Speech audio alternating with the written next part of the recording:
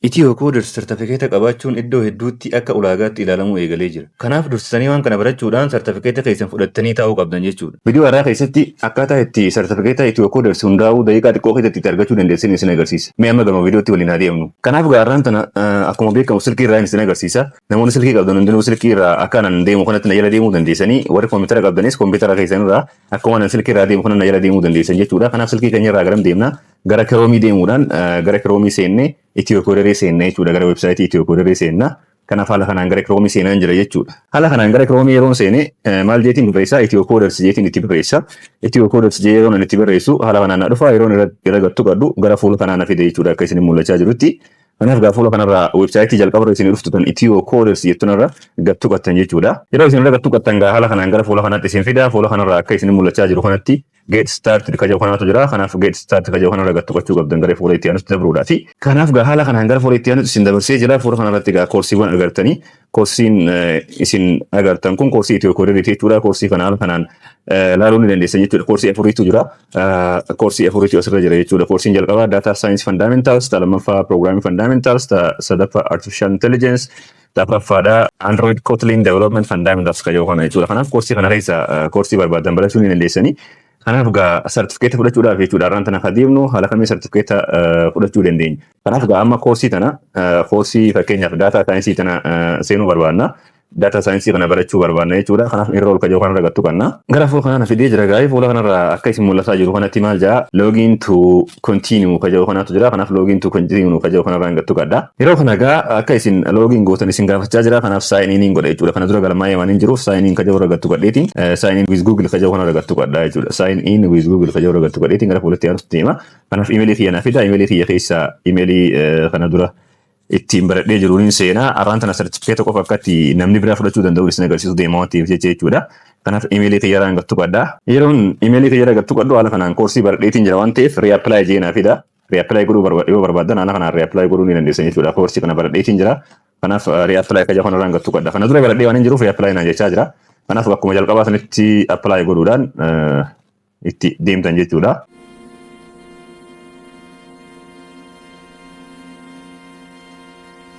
Kanaaf kabajamtoota daawwattoota kiyyaa yeroo galmooyinuu jechuudha. Yeroo galmooyineef inni akkana nuun jechaa jira. You have successfully submitted your application, go to transcript nuun jechaa jira jechuudha. Kanaaf sartifikeeta argachuudhaaf nama koorsii afranuu kana dura baratee jiru jiraate karaa isaatiin sartifikeeta argachuu ni danda'ama jechuudha. Kanaaf yoo akkana nuun jedhee jiraate anammaan tana koorsii tana torban dabaree keessa baradhee fixeen jira jechuudha. Taniin baradhee fixeen jira. Sartifikeeta afur fudhadheen jira jechuudha. Torbee dabaree keessa fudhadhee waan kana. Kanaaf gaarraan tana karaa biraatiin sartifikeeta fudhachuu ni danda'a jechuudha. Karaa nama baratee saniitiin. Akkamittiin fudhadhaa fuula kanarraa yeroo dhuftan booda asirraa mallattoo sarara labbaa ciisu yookaan dalga ciisu kanaatu jira. Sarara dalga ciisu kanarra gattu qattanii yeroo isarra gattu qattan haala kanaan isinii fida. As keessa my programs ka jedhu kanaatu jira. My programs ka jedhu kanarra gattu qattanii. My programs ka jedhu yeroo gattu qattan koorsii isin kana dura barattanii fixan isinii fida jechuudha. Kanaaf namni kana dura baratee jiru yoo jiraate nama san bira deemuudhaan koorsii inni kana dura baratee jiru kana haala kanaan baafachuu ni danda'ama. Haala kanaan erga baaftanii booda fakkeenyaaf complete programs jee prograama afuriin kana dura fixee jira jechuudhaani. Artificial intelligence fundamental kana fixeen jira. Android developer fundamental fixeen jira. Data analyst fundamental fixeen jira. Programming fundamental fixeen jira jechuudha. Kanaaf 4 programs jechaa jira. Kanaaf gaama certificate qofa fudhachuun barbaada jechuudha. Har'aan tana akkamittiin fudhadha? Fakkeenyaaf koorsii artificial intelligence fundamental kana fudhachuu yoo barbaade kanaaf fudhachuu barbaade maal jaa koorsii kanarraa review content ka jedhu kanaatu jira. Review content ka jedhu kanaatu jira. Kanaaf koorsii kana content isaa laalinaan jechaa jira jechuudha. Kanaaf content isaa laale ka jedhu kanarraan gattu qabdaa yookaan review content ka jedhu kanarraan gattu qabdaa jechuudha. Yeroo irra gattu qabdu gara artificial intelligence fundamental san nageessa jechuudha. Gara koorsii kana nageessa akka isin mul'achaa jiru kanatti certification assessment jechaa jira. Gara fuula kanaan fidee jechuudha. Kanaaf certificate fudhachuudhaaf fuula kanarraa gad deemtanii certificate fudhachuu dandeessanii garuu maal gootanii isin amma start the certification assessment kana dabartaniiti gara step itti aanu deemuu qabdanii next ka jedhu kanarra tuqattan fuula kanarraa next ka jedhu irra gad tuqachuudhaan gara fuula kanaatti isin fide jechuudha. Yeroo isin next jettaniini kanaaf gaa certificate of completion ka jedhu kanatti dhufee jira jechuudha. Gara fuula kanaa dhufee jira. Kanaaf fuula kanarraa jechuudha kan isin certificate baafachuu dandeessan yookaan immoo certificate fudhachuu dandeessan. Haala kamiin fuula kanarraa fudhattanii akkuma isin mul'atu kanatti fuula kanarraa gara gubbaa kana sarara dalgee ciisu sadiin kanaatu jira. sarara dalgee ciisu sadiin kanarra gad tuqattanii jechuudha. Information jijjiiruudhaaf yookaan ammoo maqaa jijjiiruudhaaf yookaan ammoo maqaa keessan itti galmeeffachuudhaaf maqaa keessan itti barreeffachuudhaaf sarara sadeen gara gubbaa jiru kanarra gad tuqattanii yeroo isin irra gad tuqattan haala kanaan daashboordii isinii fida. Daashboordii kana jala maaltu jira gara dhumaa kanarra jechuudha. Dhumarraa maaltu jira seetiin kan jedhu kanarra jira. Kanaaf seetiin kan jedhu kanarra gad tuqachuu qabdan jechuudha. Kanaaf gaa seetiin kan jedhu kanarra gad tuqaddaanii seetiin kan jedhu yeroo isin gad tuqattan haala kanaan isinii fida.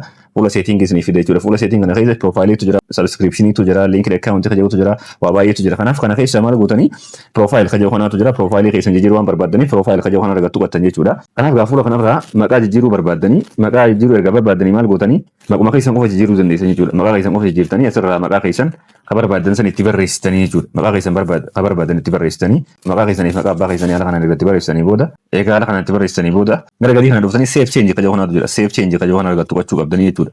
Maqaa ergatti barreessanii booda maqaa keessan erga jijjiirtanii booda iddoo kanaa jechuudha. Asitti maqaa jijjiirtanii asitti maqaa abbaa erga jijjiirtanii booda eegasii garee gadii kana yeroo isin gad dhuftan save changes kan jedhu kanaatu jira. Save changes kan jedhu kana argattu qachuu qabdanii jechuudha.